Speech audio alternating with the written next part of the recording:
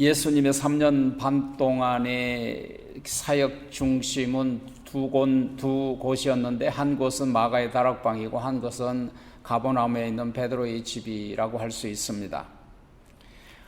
오늘의 이야기는 가버나움에 있는 제자 베드로의 집에서 일어난 사건입니다. 오늘 베드로의 집으로 한번 우리가 방문해 보았으면 좋겠습니다. 베드로는 갈릴리 해변의 가버나움에서 아내와 장모와 그리고 함께 살고 있었는데, 마가복음에 보면 베드로의 동생 안드레도 함께 기거하고 있었습니다. 애들까지 다 포함하면 상당히 대가족이라고 생각이 됩니다. 베드로의 집에서 일어난 오늘의 사건을 통해서 우리가 하나님의 말씀을 또 복음의 은혜를 함께 나누기를 원합니다. 첫 번째는 예수님은 세상의 모든 사람들을 바라보신다입니다.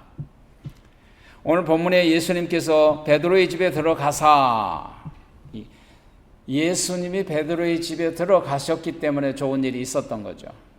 우리 가정에 주님이 들어오시고 주님이 우리의 가정의 주인이 되어 달라고 내어 맡기고 그렇게 영접하고 기도하는 것이 축복인 줄 믿습니다.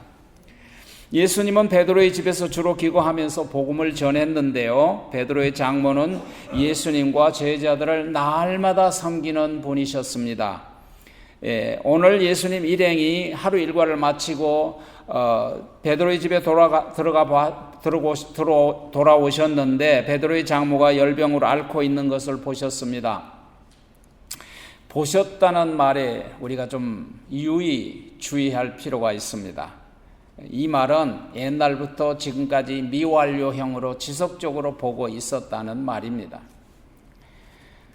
우리는 여기서 무엇이든지 감찰하시고 바라보신 주님이라는 것을 좀 생각해 봤으면 합니다.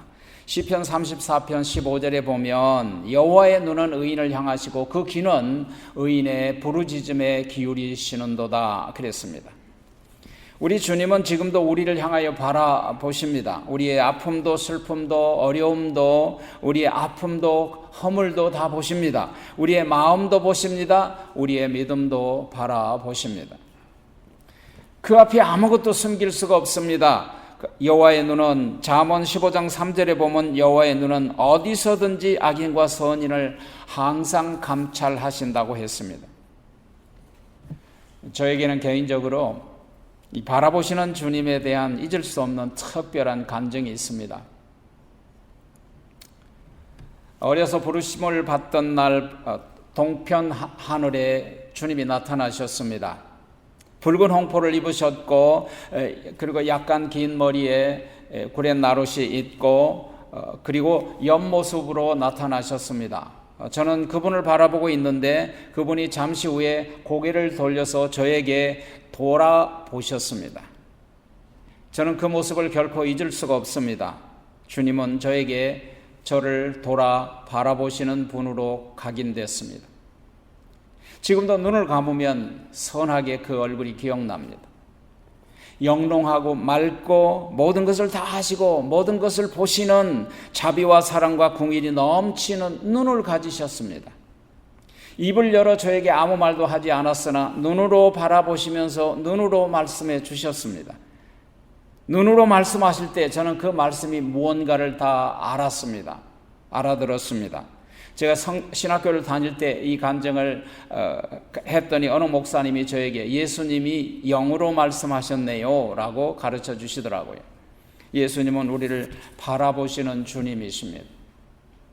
오늘 예수님은 베드로의 장모가 열병에 걸려 고통당하는 모습을 먼저 바라보셨습니다.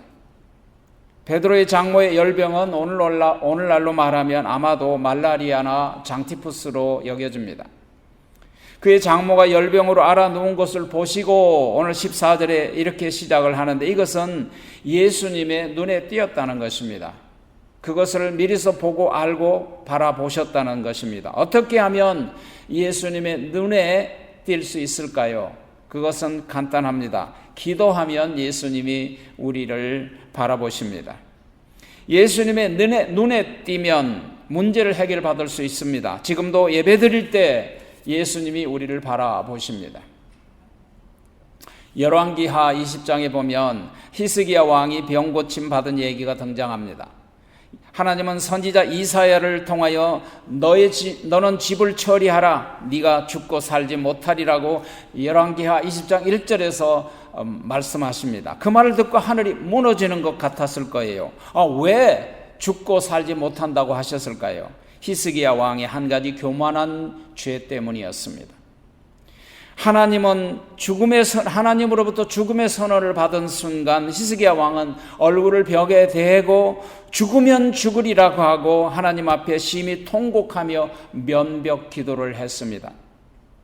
그러자 하나님이 이사야 선지자를 통해서 이렇게 말씀하십니다. 열왕기하 20장 5, 6절에 보면 다윗의 하나님 여호와의 말씀이 내가 네 기도를 들었고 네 눈물을 보았노라.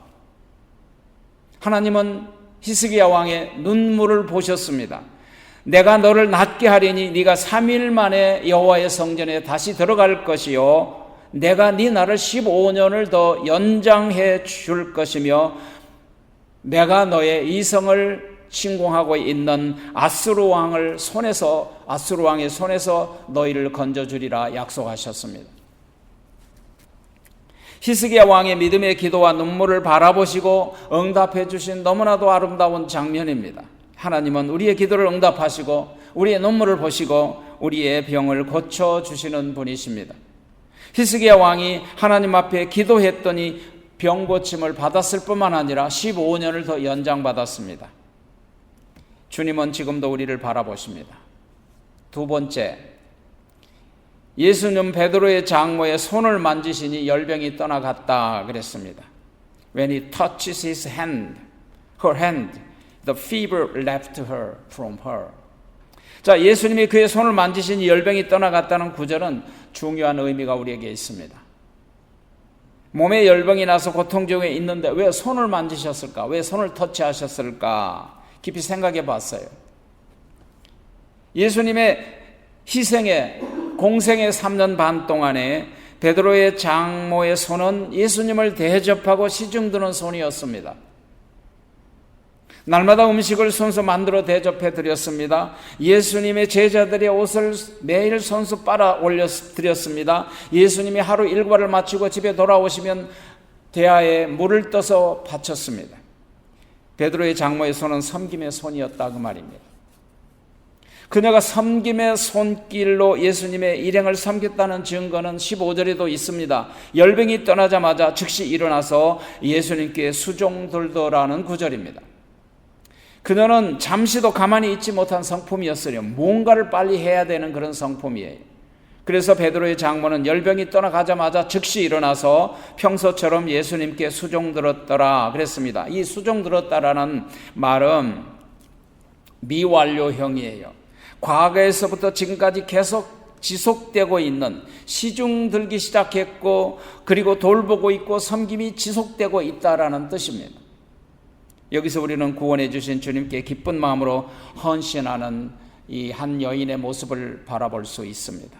이처럼 구원받은 그녀는 자발적으로 주님을 섬겼어요. 그리고 병이 낫자마자 즉시 일어나서 수종을 든 모습을 보면 그녀의 섬김을 다하는 성실함을 엿볼 수 있습니다. 다시 말하면 그녀에게는 섬김의 삶이 있었다 그 말입니다. 바로 앞구절에 등장하는 백부장의 이야기에서도 우리는 같은 진리를 발견합니다. 백부장은 가버나움에 유대인 회당을 지어서 바치는 헌신적인 삶이 있었습니다.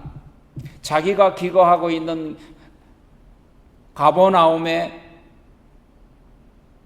유대인의 회당을 지어 바쳤다라는 거예요.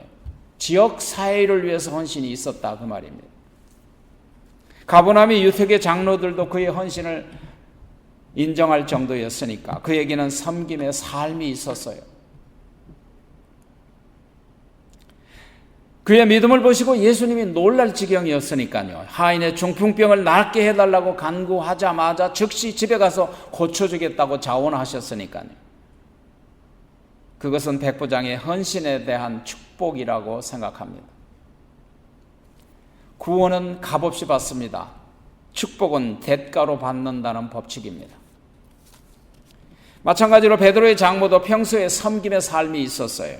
앓고 누워있는 그녀의 손을 만지시니 왜 주님이 장모의 손을 터치하셨는가? 베드로의 장모의 섬기는 손을 붙잡아 주신 것입니다. 이 손은 나를 위한 섬김이었지. 아마도 주님은 그런 마음으로 그녀의 손을 붙잡아 주셨을 겁니다. 섬김의 손길을 터치하고 치유해 주셨습니다. 이 치유의 손길은 축복일 뿐만 아니라 놀라운 은혜였습니다. 예수님께서 장모의 아픔을 보셨습니다. 그녀의 헌신의 손길을 보셨습니다. 그녀의 헌신된 삶을 보셨습니다. 섬김을 다한 그녀의 손을 붙잡고 일으켜 세웠습니다. 당시의 율법에 의하면 열병이 있는 사람에게 이런 장티푸스나 말라리아에 걸린 사람은 가까이 하지 못하도록 법으로 규제되어 있었습니다. 그러나 예수님은 그녀의 귀한 섬김의 손을 붙잡아 주시고 치유해 주셨던 것입니다. 그녀가 열병에서 낫자마자 뭘 했습니까? 여기서 우리는 중요한 신앙의 자세를 배울 수 있습니다. 이것은 건강을 회복하는 것도 좋지만 치유받는 것도 좋지만 그 후에 회복된 건강을 가지고 무엇을 하느냐가 더 중요하다 그 말입니다. 지금 우리는 건강한 몸으로 무엇을 하고 있을까? 하나님의 은혜를 받았으면 그 은혜 받은 몸으로 무엇을 해야 할까? 자유함을 받고 건강을 회복했으면 회복된 몸으로 무엇을 해야 할까요? 구원을 받았으므로 구원받은 몸으로 우리는 무엇을 해야 할까요? 오늘 베드로의 장모의 모습을 통해서 배울 교훈이 무엇입니까? 참으로 하나님의 은혜를 입은 사람으로서 은혜에 감격하고 너무나도 기뻐서 기꺼이 주님을 위해서 봉사하는 삶을 살게 됐다는 사실을 우리는 기억해야 합니다. 보통 성경에 보면 병을 치유받는 여러 가지 일들이 많이 나타나는데요. 첫째는 죄를 회개할 때 치유가 나타나는 모습을 보게 됩니다. 모든 병이 다 죄 때문에 생기는 건 결코 아닙니다. 그러나 죄 때문에 생긴 병이라면 그 죄를 회개해야만 치유를 받을 수 있다는 거예요. 마가복음 2장에 보면 한 중풍병자가 4사람이 들것을 메고 예수님이 계신 집 지붕을 뚫어서 구멍을 내고 밧줄을 매달아서 예수님 앞에 내려 고침을 받는 놀라운 장면이 있습니다. 거기에 보면 예수님께서 저의 믿음을 보시고 중풍병자에게 이르시되 네 죄사함을 받았느니라 하시니 깨끗함을 받았다 그랬습니다. 너의 죄사함을 받았느니라. 다시 말하면 죄 때문에 중풍병이 들었음을 예수님은 아셨다는 것입니다. 요한복음 5장에 보면 베데스다 연못가의 사건에서도 죄 회개와 병 고침이 밀접한 관계가 있음을 우리는 말씀을 통해서 보게 됩니다. 38년 된 병자를 예수님께서 고쳐주셨는데요. 그 후에 예수님께서 성전에 들어가셔서 그 사람을 다시 만났을 때 뭐라고 말씀하셨죠? 요한복음 5장 14절에 보면 보라 네가 나았으니 더 심한 것이 생기지 않도록 다시는 죄를 범하지 말아라. 다시 말하면 죄를 범하지 말라는 말은 네가 이 병이 38년 동안 죄 때문에 생겼으니까 이제 다시는 그런 죄를 범하지 말라고 경고하고 계신 거예요. 둘째, 병 낫기를 기도할 때 치유가 일어났습니다. 야고보서 5장 14절 이하에 보면 믿음의 기도는 병든 자를 구원하리니 그랬습니다. 주께서 저를 일으키시리라. 혹시 죄를 범하였을지라도 사하심을 얻으리라. 그러므로 너희는 죄를 고하고 낫기를 위하여 서로 기도하라. 의인의 간구는 역사하는 힘이 많으니라. 하나님 아버지 앞에 믿음을 가지고 기도할 때 하나님은 그 병을 고쳐주셨다라는 것입니다. 세 번째, 의심하지 말고 믿을 때, 하나님의 말씀을 믿을 때 고침을 받습니다. 기도한 다음에는 하나님이 병을 고쳐주실 것을 의심 없이 믿어야 됩니다. 예수님은 마가복음 11장 24절에서 무엇이든지 기도하고 구한 것은 받은 줄로 믿으라. 그리하면 그대로 되리라. 조건부입니다. 그러면 그대로 되리라예요. 하나님은 신실하신 하나님이세요. 하나님은 인격과 능력과 섭리와 말씀을 통해서 우리에게 말씀하시는데 그 말씀을 믿는 것이 하나님을 믿는 겁니다. 말씀이신 하나님의 말씀을 믿는 것이 하나님을 믿는 일입니다. 세 번째, 예수님은 우리의 약한 것과 병을 짊어지셨다라고 말씀하세요. 오늘 본문에 나타난 이 질병에 인해서 여러분, 베드로의 가정에는 어떤 일이 일어났을까 생각해 보았습니다. 첫째는 치유의 기적을 체험하게 된 거예요. 예수님의 치유의 기적을 체험했다라는 거예요. 기적은 역경 속에 빠져 있을 때, 고난 속에 빠져 있을 때, 도저히 인간의 힘으로는 헤어날 수 없을 때 나타나는 하나님의 은혜입니다. 둘째, 치유의 기적을 통해서 베드로의 가정은 더욱더 예수님을 섬기게 됐습니다. 특별히 오늘 베드로의 장모는 예수님의 치유 사역을 통해서 그전보다도 더욱 예수님께 수종 들고 섬기고 봉사할 수 있는 특권을 가지게 됐습니다. 여러분, 섬김은 특권입니다. 아무나 할 수 없는 일입니다. 예수님은 말씀으로 병을 쫓아내시고 귀신을 쫓아냈다고 오늘 본문에서 말씀하세요. 오늘 16절에 보면 저물매 사람들이 귀신 들린 자를 많이 데리고 예수께 오거늘 예수께서 말씀으로 귀신들을 내쫓았다, 말씀으로 치유하셨다라고 합니다. 예수님은 말씀으로 귀신을 내쫓으시고 병을 치유해 주셨어요. 그러므로 하나님의 말씀은 치유의 능력입니다. 말씀에는 능력이 있습니다. 본문에서 병을 고치시는 예수님의 사역은 어느 날 갑자기 액시덴탈리 하신 것이 아니라 구약 성경을 성취하는 일이라고 말씀합니다. 예수님의 공생의 모든 일들은요, 크고 작은 일들은 구약 성경에 계시하시고 언약하시고 약속하신, 그리고 그 말씀을 이루신 일들입니다. 마태복음 8장 17절에 보면 이는 선지자, 오늘 본문에 보면 17절에 보면 이는 선지자 이사야로 하신 말씀에 우리 연약한 것을 친히 담당하시고 병을 짊어지셨도다 함을 이루려 하심이니라. 이 구절은 이사야 53장 4절에 우리의 질고를 받고 우리의 슬픔을 당하셨다는 말씀을 번역한 것입니다. 그럼 왜 여기서 이 말씀을 인용하셨을까요? 마태는 이사야 53장 4절을 인용함으로써 구약의 예언이 예수님을 통해서 성취되어졌다라는 거예요. 그러므로 예수님은 우리가 기다리는 메시아이고 우리들이 섬겨야 할 메시아이시다는 것을 증명해 주시기 위해서 구약에 있는 말씀을 인용한 거예요. 예수님은 메시아십니다. 예수님은 구주이십니다. 예수님은 치유자이십니다. 마태복음 2장 17절에 보면 건강한 자에게는 의사가 필요 없고 병든 자라에게야 필요하나니 나는 의인을 부르러 온 것이 아니라 죄인을 부르러 왔다 그랬습니다. 예수님께서 하나님의 아들이라는 신분으로서 기다리던 메시아로 오셔서 많은 각색 병자들, 많은 영혼을 사모하는 사람들, 진리를 찾는 사람들, 세상에서 멸시받고 천대받고 버림받아 인생길이 가시밭길이 되어 버림받은 사람들, 문제를 가지고 있는 사람들, 고통받지만 아무에게도 어디에서도 도움의 손길을 기다릴 수 없었던 사람들에게 기적을 베푸시고 병을 고쳐주신 거예요. 예수님은 오셔서 우리 연약함을 친히 담당하시고 하나님의 어린 양으로서 십자가상에서 대속의 제물이 되신 거예요.